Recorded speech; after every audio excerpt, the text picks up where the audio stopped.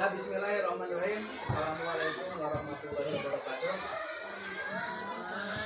Saudara, terima kasih. Selamat pagi semuanya.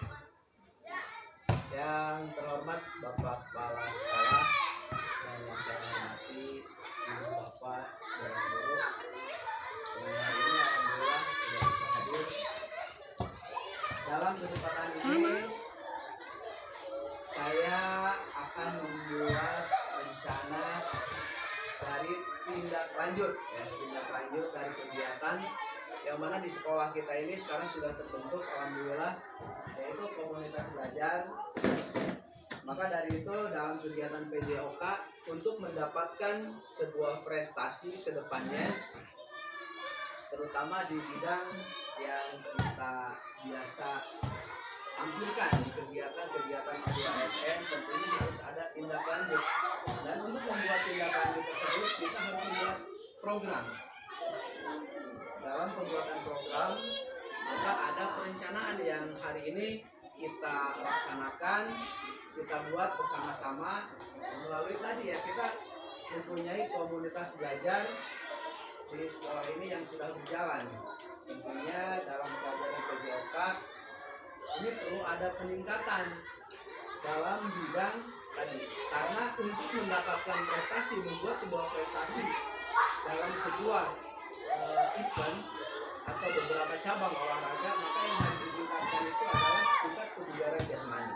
Contohnya di sini tindak lanjut yang akan saya terapkan yaitu tindak lanjut dalam pembelajaran volleyball, yang kita merencanakan supaya nanti kita ada tujuannya itu ketika nanti kita ada event di O2SN atau 17 Agustus kita sudah siap, kita direncanakan dari sekarang.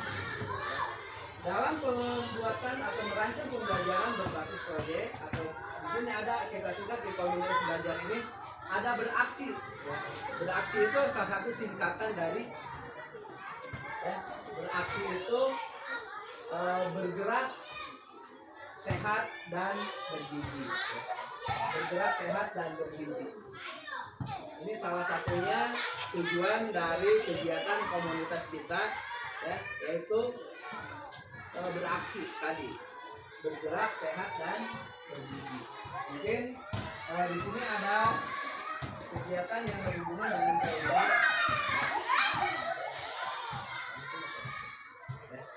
Kegiatan dalam P5 yang berhubungan dengan kegiatan kita ini sangat berhubungan, bahwa kita pada semester ini yaitu ada temanya bangun jiwa dan raganya di kelas 4, 5, dan 6. Sepertinya kita di P5 ini kita masukkan ke kurikuler, yaitu tema bangun jiwa dan raganya.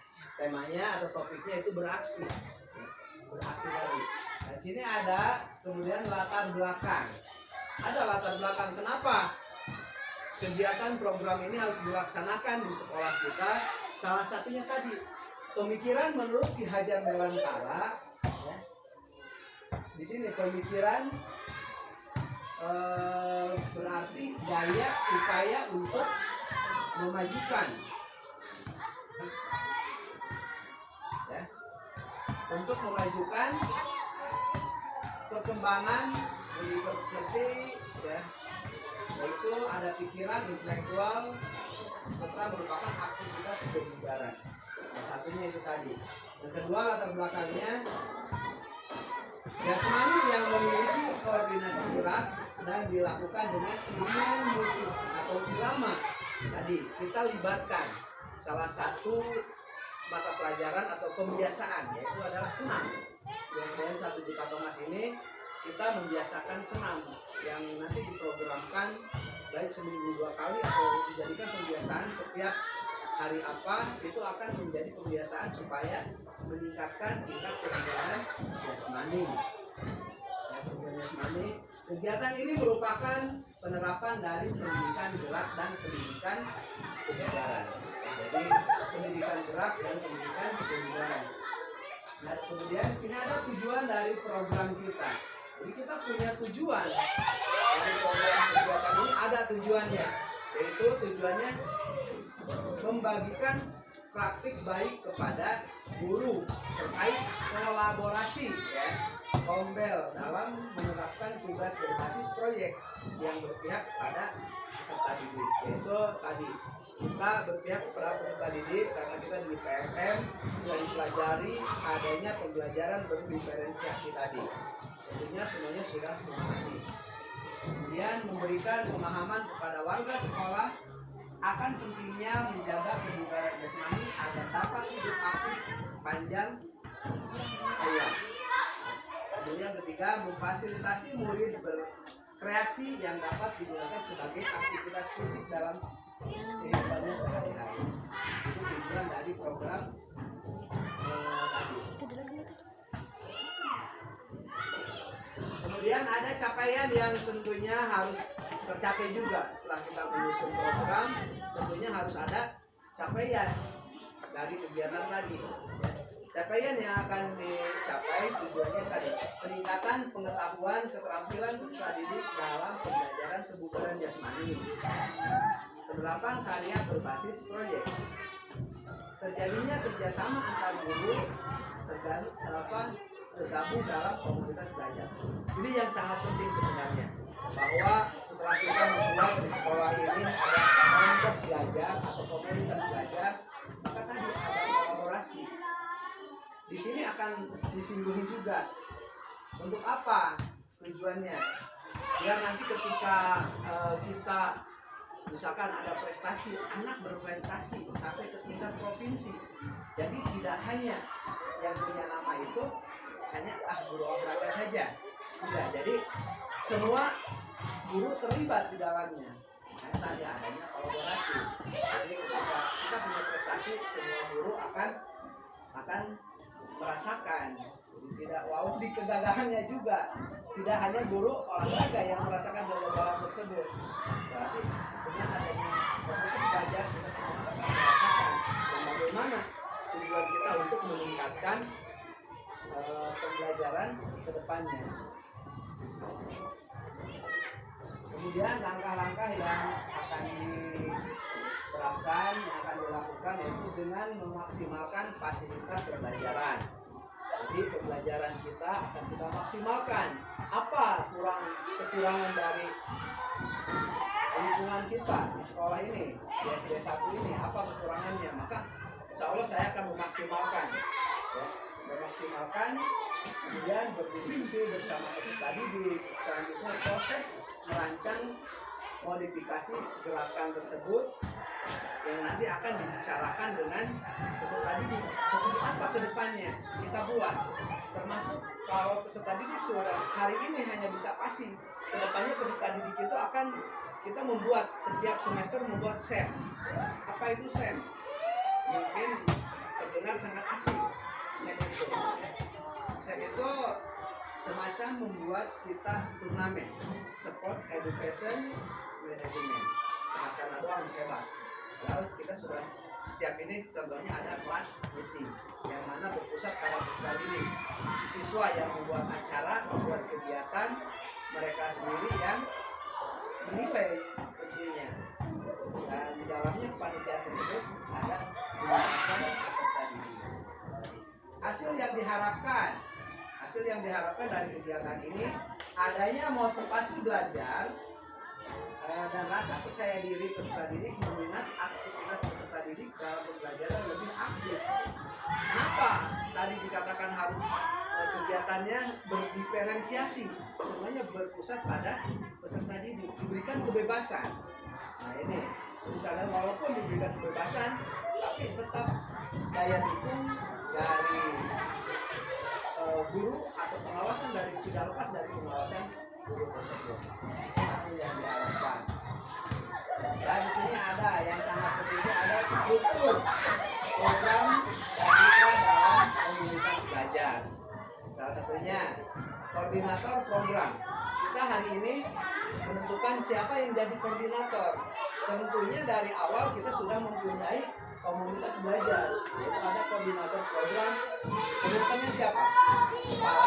Kepala sekolah sudah menjadi otomatis koordinator dari program kegiatan ini. Kemudian ada tim pelaksana, yaitu guru dan staf sekolah. Ketika ekstrakurikuler atau kokurikuler itu staf dan guru-guru ikut terlibat di dalamnya karena tadi masuk ke dalam P5 juga ya, gaya hidup berkelanjutan juga masuk. Nah, sekarang nah yang di sini ada rekan sejawat siapa saja yang masuk ke dalam tadi, guru mapel PAI dan guru dari kelas 1 sampai kelas 6 ini wajib ikut terlibat dalam program ini ya, program peningkatan kebugaran jasmani di SDN 1 3,9.